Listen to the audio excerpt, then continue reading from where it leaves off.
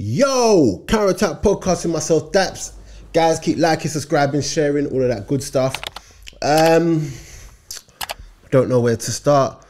Last video I put out, I think, was the Dexter Limbikisa one. So if you haven't seen that, make sure you go and check it out.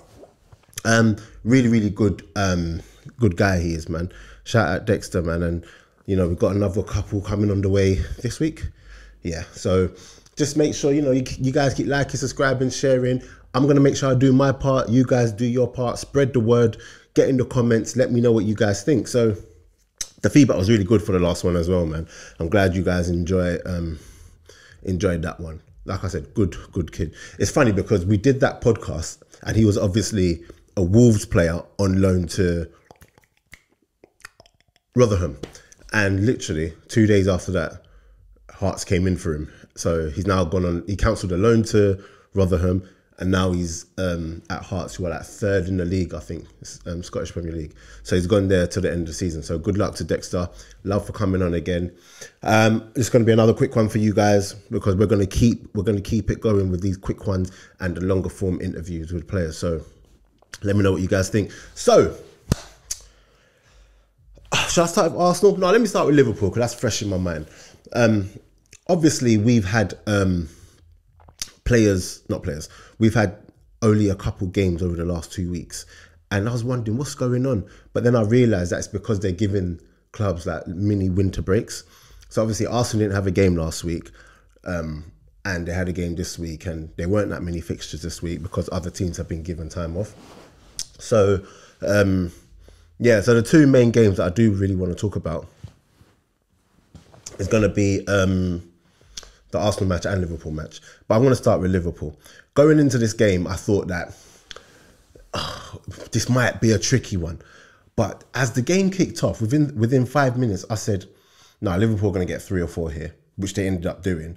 But it was just about if Liverpool were going to turn it up because Bournemouth, they're in good form. But Liverpool are really, you know, kicking into gear right now. And you know, the big thing was that, they're missing Salah, they're missing Trent, but they've still got, you know, really good players who can get them over the line, who can get them results, especially against teams like Bournemouth, who, no disrespect, were just not at that level. And, you know, one thing that is evident with the way Liverpool plays that they have their set ways of plays. There's been a big thing recently with Manchester United and no one's seen any patterns of play and you should be able to see patterns of play and blah, blah, blah, and blah, blah, blah. But you don't have to look too far to see those things when you look at Liverpool. Do you know what I mean? Each player knows what they're supposed to be doing. Each player knows where the ball's supposed to go. They know what is expected of them, unlike United, who obviously it's just vibes, which is just like Ole. But we're not going to talk about that because we've had enough of talking about Ten Hag. But anyway, so, you know, they stepped in the game. And today was the kind of game where I felt like someone like Nunes, and if you watch the podcast, if you watch the podcast, you'd know that I'm a big fan of Darwin. And these were the games where you want him to make the impact. You want him to go on and get his name on the score sheet. Because we know he's going to get chances, but it's just about, is he going to be able to put them away? And he did that today. And, you know, if you're a betting man, always bet that Darwin's going to have 2 shots on target because that's a given with him because he can create chances, but it's just about if he's going to put them away. And today he put them away. And I don't know if I tweeted it or if I said it on the podcast, but if I did say it on the podcast, excuse me for repeating myself, but Jota is actually mad in front of goal. And when you're looking at clinical strikers and you're looking at how you want your strikers to be, how you want Nunes to be, Jota is who you want Nunes to be because you don't have to give him too many chances. And in front of goal, he's actually deadly. And for me personally, when I look at the best finishers in the league, Son is up there. I don't know the rank. I'm not going to do the ranking right now because I can't think off the top of my head. But Jota, for me, is going to be top 3, top 5. But that's just without even thinking about it. Because Son, without thinking about it, you know he's going to be there. But Jota, he doesn't need too many chances to score. And, you know, that's what you want from Nunes, and Nunes ain't that type of player, and that's the level you want him to get to. But, you know, when Liverpool got Jota from Wolves, I was a bit critical, like, what are they seeing in him? But he's been such a good buy, and you know, now that it looks like he's got over his injuries, he's able to just chip in with goals, and he got an assist today as well. So, you know, fair play to them. I think is it the right back that was Bradley? He did well. Joe Gomez did well, and oh yeah, there was something that got said in my group chat today that what's his name? Konate is the best defender in the league right now, and I was saying, like, he's very, very good, but he's not the best. I don't even think he's the best in Liverpool. But that's not me saying that Konate ain't good. Konate is a madness when it comes to defence. But there are still times where he shows inexperience, which is fine, because Saliba does the same, not to make this about Arsenal. But I think when you're looking at defenders, Van Dijk right now, in this season, that's the standard. And he's been ridiculous this season. But Konate still has some ways to go to get there, but it's okay because he's young and those things will come. So I don't know. I don't think he's the best. I think he's up there, but you know, sometimes I just wish that we just let these people play. You know, because I don't even think Saliba's the best, and I love Arsenal. I don't even think is Saliba better than Gabriel?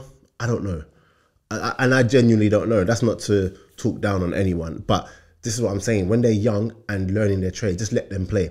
We can talk about their potential all we want, but when you start pushing people and say, "Oh, they're the best," and they don't live up to that title, you know, it can be a bit. It could be a bit much when we start critiquing them and comparing them to a level that they never were at. Like, I'm seeing the same thing now with Saka, where people are like, "Oh, is Saka world class still?" And I'm just like, Saka was never world class, but whatever level you think he's on, that you thought he was on 2-3 months ago, he's still on that level, but he's just off form. And even in him being off form, I think Saka has set such high standards that when he drops below those standards, people just write him off. Do you know? And I blame those people who were calling him world class. I blame those people who were saying, "Oh, he's better than this person, better than that person," rather than just letting him play and just appreciating that he's on form. But whatever level you thought he was on, he's still that guy.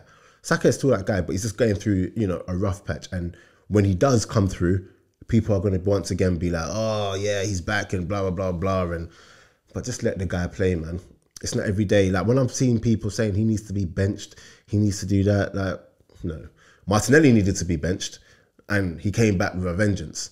Do you get what I'm saying? We're not even gonna do that yet. But yeah, no, Liverpool. Listen, 8 points in front with a game. They played a game more than Man City, but they're looking like it's going to take some beating. You know, earlier on in the season, Liverpool were playing, and I felt like they were lucky because the performances weren't there, but the results were there. And I was just like, you can't keep playing like this. Whereas now the performances are matching the results. So you're looking like, oh, and they still got Trent to come back, and they still got Salah to come back. So yeah, Arsenal, man. I felt like Arsenal were, it was a good performance. It wasn't a good performance. I think with Arsenal, where they had lost the last 3 games in a row, for me, I just needed a result. Like, give me the results, and then let the performances come later. I think, like I said, when you've lost 3 games in a row, it's the confidence is low and everything. And we've been there where we've been creating so many chances and we're not winning games. And that's a massive problem. So I think in the first half where we were winning and we weren't playing well, we weren't really creating as many chances, it's annoying because you want the best, but I was just happy to be in front. I know a lot of people weren't happy with the performance, but I think towards the end of the second half, or in the second half, we kind of pushed on. And yeah, in the second half, we kind of pushed on and they just kind of fell off. And then the quality showed. Martinelli came on, got his 2 goals, which I'm really happy about, because that's the Martinelli we know. You know, running through on goal and finishing it with the end product. Whereas recently, he's not really had much end product.